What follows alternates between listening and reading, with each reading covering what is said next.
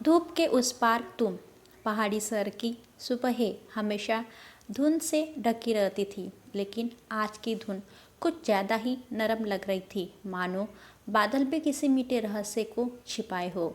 आयुषी अपनी स्केचबुक लेकर झील के किनारे बैठी थी। पेंसिल चली तो थी, लेकिन रुक रुक कर, जैसे उसके मन में कोई अधूरी धुन बार बार बज रही हो। तभी उसके बगल में आकर कोई धीमी आवाज़ में बोला। उसने सिर उठाया। सामने करण खड़ा था, वही करण जिसे उसने 3 महीने पहले पहली बार यहाँ स्केच बनाते देखा था, और तब से उनकी हर सुबह किसी न किसी रूप में एक दूसरे से टकरा जाती थी। आज तुम धुन को देख रही हो या धुन तुम्हें? करण मुस्कुराया। आयुषी भी मुस्कुराए बिना नहीं रह सकी। धुन शायद मुझे जरा ज़्यादा पसंद करने लगी है, या फिर कोई और वजह होगी। आयुषी ने कोई जवाब नहीं दिया, बस पेज पलटा और नई लाइनें बनानी शुरू कर दी। करण चुपचाप बैठ गया और उनके बीच एक मीठी खामोशी फैल गई।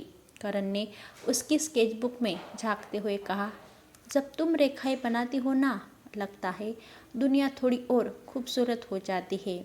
आयुषी के हाथ रुक गए। और जब तुम बोलते हो, लगता है दुनिया थोड़ी धीमी हो जाती है। उनके बीच एक हल्की हंसी तैर गई। हवा में उड़ते पत्ते जैसे उनके दिल की धड़कनों के साथ ताल मिला रहे थे।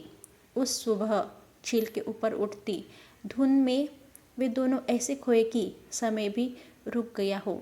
आयुषी को महसूस हुआ कि दिल की धड़कनें जैसे पेंसिल के नोक से बाहर निकलकर स्केच पेपर पर फैल रही है। अगले कई दिनों तक वे ऐसे ही मिलते रहे, कभी झील पर, कभी उस पुराने चाय के खोखे पर, जहाँ करण हमेशा उसके लिए नींबू वाली चाय मंगवाता था। एक दिन जब बारिश हल्की हल्की गिर रही थी, करण ने छतरी उसके ऊपर कर दी। तुम भीग जाओगी, आयुषी ने कहा। अगर तुम साथ हो तो भीगना बुरा नहीं लगता, करण फुसफुसाया। आयुषी की आंखों में चमक उतर आई। उसने छतरी थोड़ा सा उसकी ओर खींच ली। दोनों के बीच की दूरी कुछ कम हो गई, और शायद कई अनकहे भाव भी।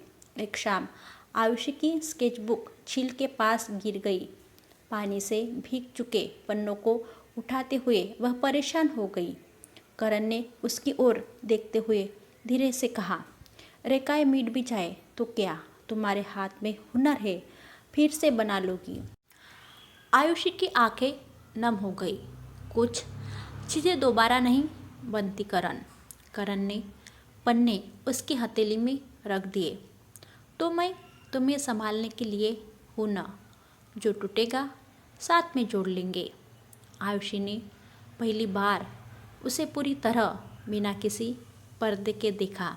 शायद यही पल था जब दिल ने चुपचाप एक वादा कर लिया। कुछ दिनों बाद शहर का वार्षिक आर्ट फेस्टिवल था। आयुषी ने झील का एक खूबसूरत पेंटिंग बनाई, जिसमें धुंध के बीच किसी की धुंधली सी परछाई थी।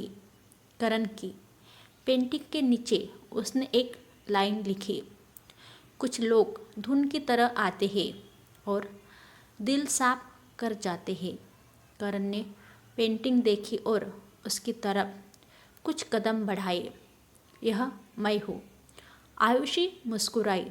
शायद या तुमसे मिलने के बाद वाली मैं। करण ने उसका हाथ पकड़ लिया। अगर तुम इजाज़त दो तो मैं हमेशा तुम्हारी रेखाओं के बीच रहना चाहूँगा। आयुषी ने बिना झिझक उसका हाथ थाम लिया। और मैं हमेशा तुम्हारी धड़कनों के बीच।